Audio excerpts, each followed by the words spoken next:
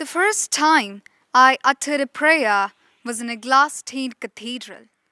I was kneeling long after the congregation was on its feet. Dipped both hands into holy water, traced the Trinity across my chest, my tiny body, drooping like a question mark all over the wooden pew. I asked Jesus to fix me. And when he did not answer, I befriended silence in the hopes that my sin would burn inside my mouth would dissolve like sugar on tongue. But shame lingered as an aftertaste, and in an attempt to reintroduce me to sanctity, my mother told me of the miracle I was. Said I could grow up to be anything I want, and I decided to be a boy. It was cute. I had snapback, toothless grin, used skin knees as street kid, played hide and seek with what was left of my goal. How was it?